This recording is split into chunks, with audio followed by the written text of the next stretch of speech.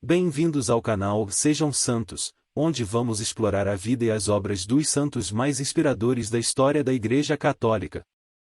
Nós vamos compartilhar suas histórias, seus ensinamentos e seus exemplos de virtudes, esperando que possam nos inspirar a viver de acordo com os ensinamentos de Cristo. Então, se você quer aprender mais sobre esses santos e descobrir como suas vidas podem ser caminhos que nos levam a Jesus Cristo para nós hoje, inscreva-se no nosso canal e deixe o seu like. Inscreva-se hoje mesmo, divulgue nosso canal a seus amigos e comunidades e nos ajude o nosso canal para que possamos alcançar mais pessoas na divulgação a conhecer mais a vida dos santos. Onde a santidade é uma jornada diária. Faça parte dessa comunidade de busca pela santidade.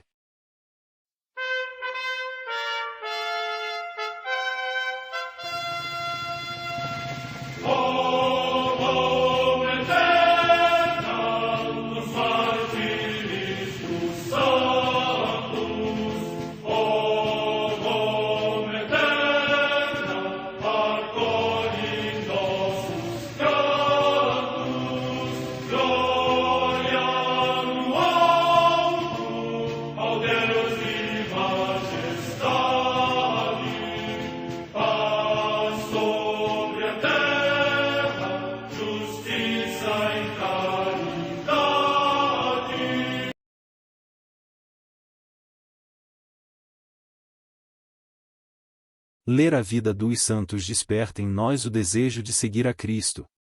Através de suas vidas podemos aprender as virtudes, a sabedoria e o amor de Deus.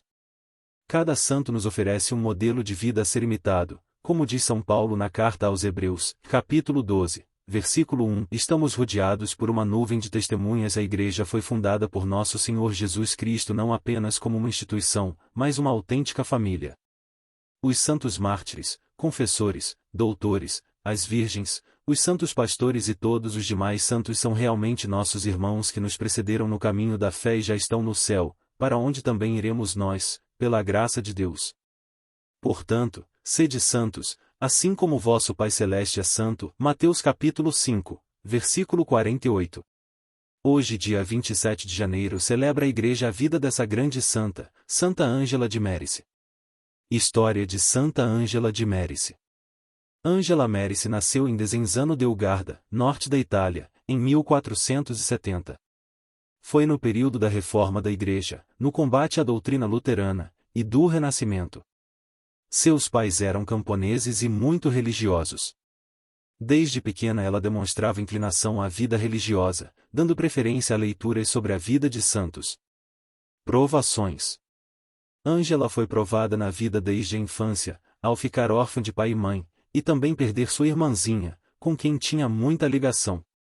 Foi adotada por um tio, que vivia em outra cidade, mas que também acabou falecendo. Assim, ela volta à sua terra natal. Aos 13 anos de idade, passando ainda por muito sofrimento, ingressou num convento da Ordem Terceira de São Francisco de Assis. Experiência de vida e vida religiosa. Conhecendo bem os males que a Renascença estava fazendo às famílias, funda a Congregação das Irmãs Ursulinas, sob inspiração de Nossa Senhora. O nome era para homenagear Santa Úrsula, martirizada no século IV, que com um pequeno grupo de moças, foi morta defendendo a virgindade, a castidade e a religião católica. As irmãs da nova comunidade se dedicavam à educação, principalmente das jovens, preparando-as para se tornarem mães de família com raízes e fortes bases cristãs. Sensibilidade humana. Ângela começa a perceber que, naquele momento da vida local, as meninas estavam perdidas, sem ter alguém para educá-las e orientá-las sobre os perigos morais, intelectuais, e sobre as novas ideias que faziam com que as pessoas se afastassem de Deus, da fé e da Igreja. Para derrotar as ideias pagãs era necessário restaurar as famílias. Desta forma, Ângela se torna portadora de mensagens inovadoras para a época. Sábia conselheira. Apesar de ter somente o curso primário, Ângela foi conselheira de bispos, sacerdotes, governadores e doutores. Os conhecimentos adquiridos através dos seus sofrimentos, de sua total entrega a Deus e da vida de penitência meditativa lhe proporcionaram, pela graça do Divino Espírito Santo, o dom do conselho.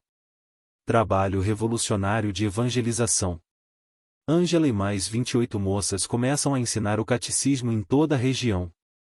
As Ursulinas, como eram chamadas, desenvolveram uma nova concepção, revolucionária, numa época em que todos acreditavam que para uma moça obter uma boa formação cristã, ela deveria estar numa clausura.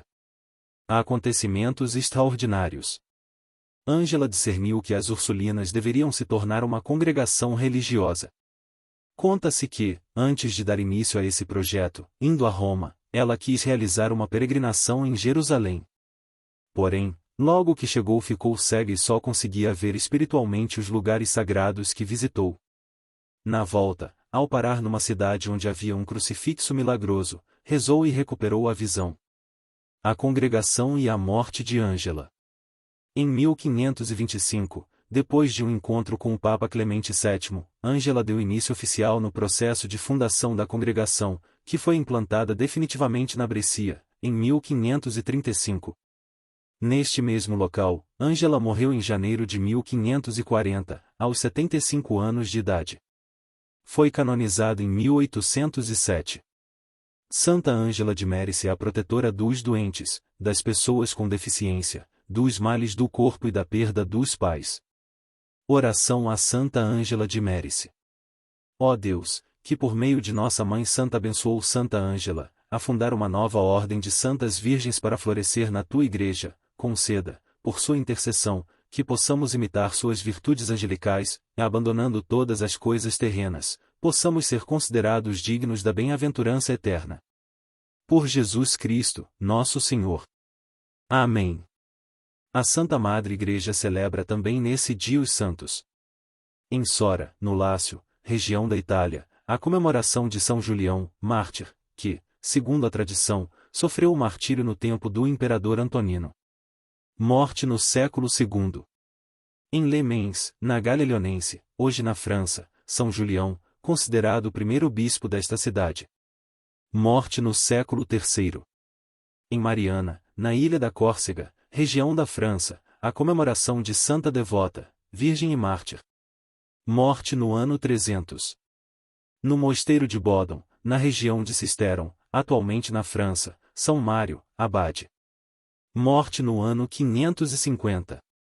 Em Roma, junto de São Pedro, o sepultamento de São Vitaliano, Papa, que se empenhou com especial zelo na salvação dos ângulos. Morte no ano 672. Em Tonnerre, na Borgonha, atualmente na França, o passamento de São Teodorico, bispo de Orleans, que morreu quando se dirigia em peregrinação às Basílicas dos Apóstolos. Morte no ano 1022. Em Chartres, também na França, o passamento de São Gilduíno, diácono de Dólar, na Bretanha Menor, que, eleito bispo ainda jovem, alcançou do Papa Gregório VII dispensa desta função por se julgar indigno de tal honra, e no regresso de Roma, acometido de altas febres, terminou nesta região de Chartres a sua peregrinação terrena. Morte no ano 1077. Em Terouanne, na região de Nord-Pas-de-Calais, também na França, o beato João, bispo, que, sendo cônego regular, ocupou a sede episcopal de Maurienne, na qual, durante mais de 30 anos, se opôs aos simoníacos e fundou 8 mosteiros de cônegos e de monges. Morte no ano 1130. Em Riva San Vitale, perto de Como, na Lombardia, região da Itália, o beato Manfredo Sétala, presbítero e eremita. Morte no ano 1217. Em Angers, na França, a beata Rosália Duverdier de La Sorinière, virgem no mosteiro do Calvário da mesma cidade mártir, que, durante a Revolução Francesa, foi decapitada em ódio à religião cristã. Morte no ano 1794.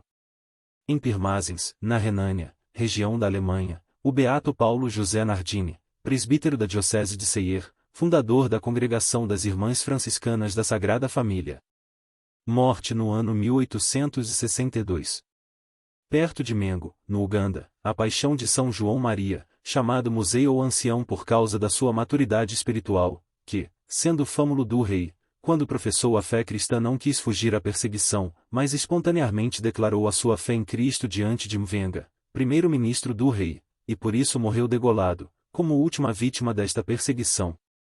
Morte no ano 1887. Em Gilé, localidade da província de Valência, na Espanha, Santo Henrique de Ossó y Cerveló, presbítero, que, para promover a educação das jovens, fundou a Companhia de Santa Teresa, mas obrigado a deixar esta instituição, passou os restantes anos da sua vida num convento dos frades menores. Morte no ano 1896. Em Kaunas, na Lituânia, o beato Jorge Matulaitis, bispo de Vilna e depois visitador apostólico na Lituânia, que fundou a Congregação dos Clérigos Marianos e a Congregação das Irmãs Pobres da Imaculada Virgem Maria. Morte no ano 1927.